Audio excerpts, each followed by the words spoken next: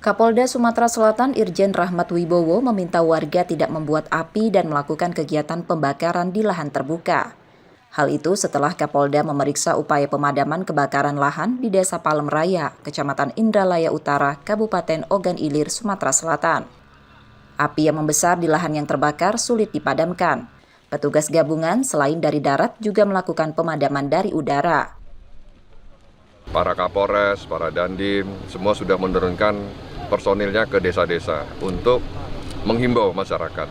Tapi kita bisa lihat setiap hari setidaknya di Sumatera Selatan ini ada 7-17 titik api yang harus dipadamkan dengan menggunakan waterbombing. Kalau masyarakat tidak sadar terus membakar, itu nanti tidak terkendali karena kita punya helikopter waterbombing itu terbatas, personil juga terbatas. Pemerintah Kabupaten Ogan Ilir akan melakukan pemetaan para pemilik lahan, baik perorangan maupun perusahaan tidak menelantarkan lahannya. Kebanyakan lahan-lahan ini sulit dihubungi pemilik-pemiliknya.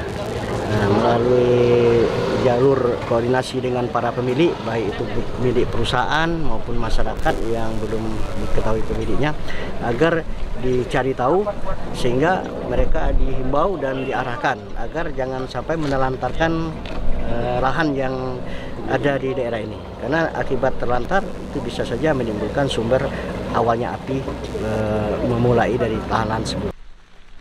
BPBD Ogan Ilir menyebut, sepanjang 2023 hingga pertengahan Agustus, luas kebakaran mencapai 181 hektar. Lahan terbakar merupakan lahan mineral dan umumnya berada di sekitar permukiman warga. M. Rizky Nurmizan, Kompas TV, Ogan Ilir, Sumatera Selatan.